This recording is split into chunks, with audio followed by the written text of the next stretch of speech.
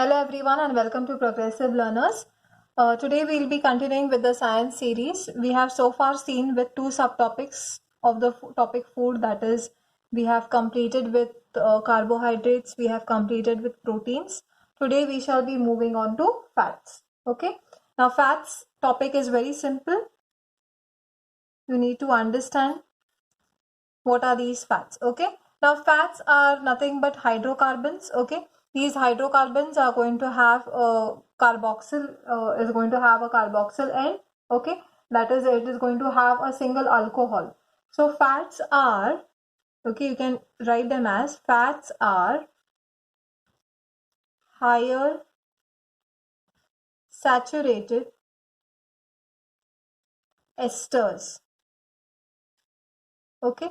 And these esters are derived from where? Derived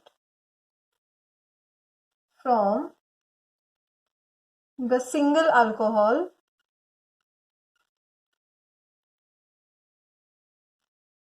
that is glycerol.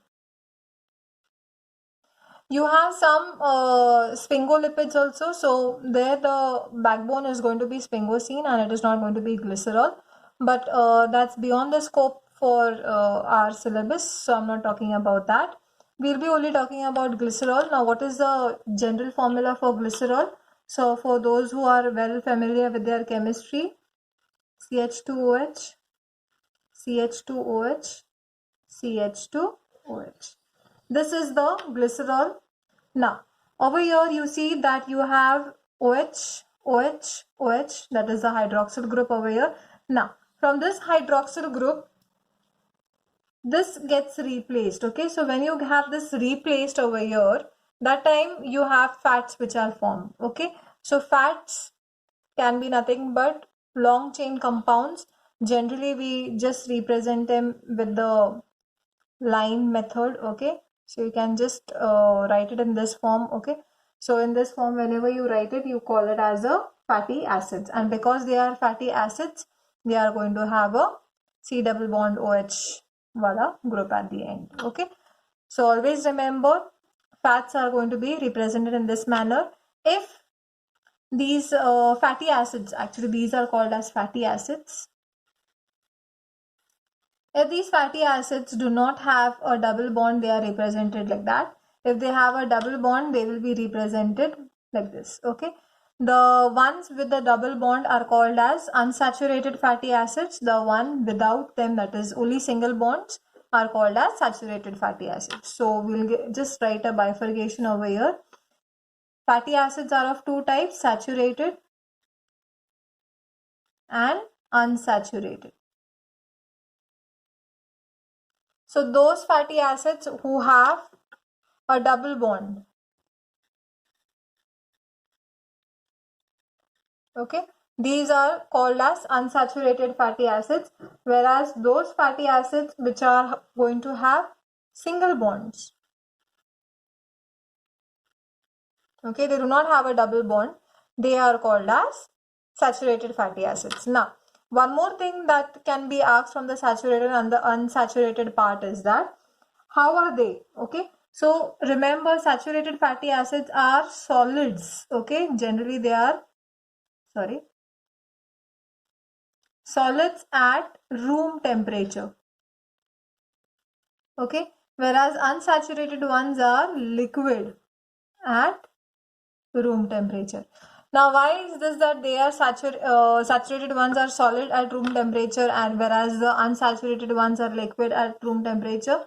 It's just simple chemistry, children. You need to understand, if there is a double bond over here, there are kinks which are formed. Okay, so I can just give you one more example over here. Say,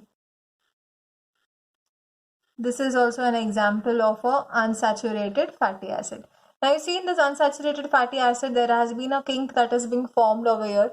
Now because of this kink, if I have one more fatty acid which has to fit, it won't be fitting tightly. Whereas if I see in the unsaturated fatty acids, and then say you have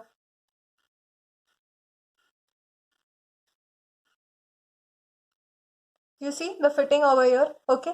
There are van der Waals forces are going to be strong between saturated fatty acid chains, whereas the van der Waals forces of attraction are going to be weak when you talk about unsaturated fatty acid chains. That is why saturated fatty acids are going to be solids at room temperature, whereas unsaturated are liquid at room temperature. Now, one more thing that is generally an assumption is that saturated fatty acids are animal-based fats, whereas unsaturated fatty acids are plant-based fats. We see that we use various oils for cooking. So these oils are generally plant-based and they are going to be liquid at room temperature. Whereas if you talk about saturated fatty acids, which are animal-based, if you talk about butter, you talk about ghee, they are generally going to be solids at room temperature. Okay. So these fatty acids, they are going to be saturated fatty acids. Okay. Now, fats are also known as lipids. Okay, children, fats can be also called as lipids. So I'll just write it down over here. Now, these lipids can be of two types. That is, they can be simple lipids and they can be compound lipids. Now, what are simple lipids? What are compound lipids? I'll just write them down. See, this is your glycerol. Okay, I'll write out lipids, simple and compound.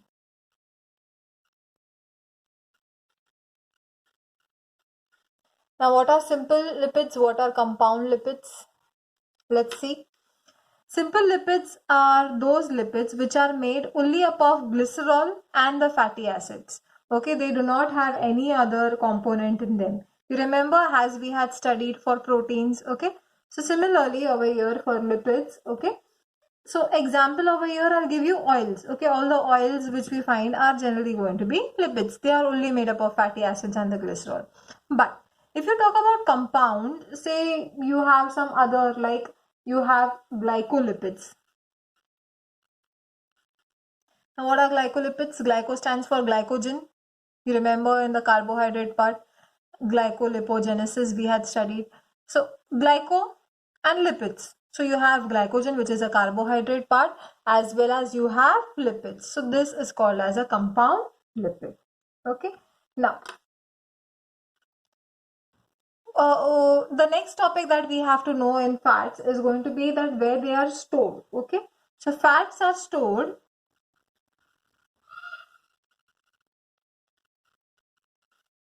in the adipose tissue.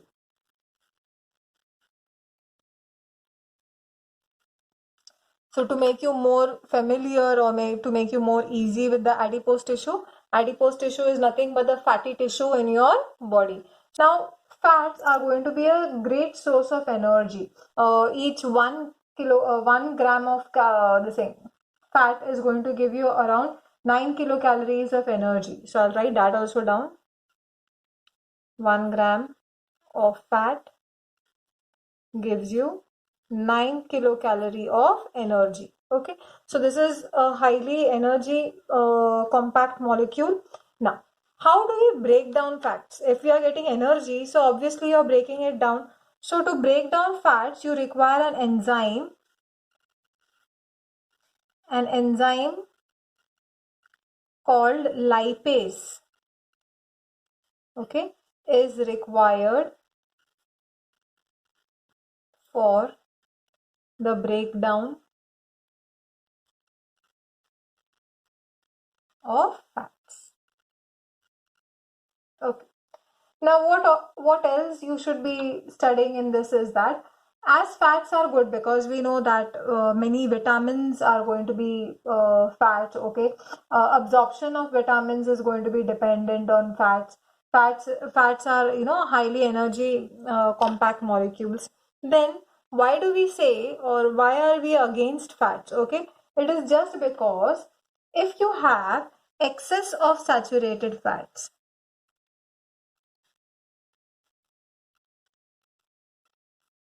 if you have excess of saturated fats, okay, it is going to give you heart diseases. Now we have heard about arteriosclerosis, we have studied about high blood pressure. Okay, why these things are going to result is just because of the blood cholesterol increase. Okay, now we have studied about a disease which is called as hypercholesteremia. Now what is this? I'll just write it down.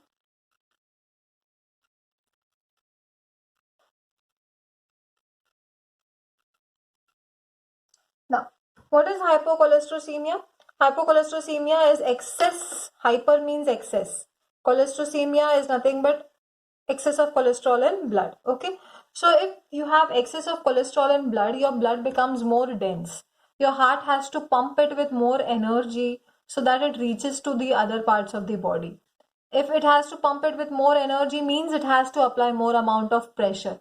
So we see that the systolic pressure is on the rise, and this leads to high blood pressure, and prolonged high blood pressure is going to be a cause for cardiovascular disorders.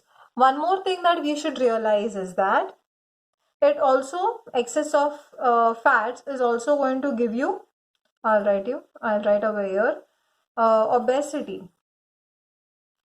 Excess of fats is going to result in obesity. This is a very common problem in today's developed world, because generally we are taking a lot amount of packaged foods which are high in saturated fats, because you all must have heard about the word trans fats. Okay, so these fats are not good for your body.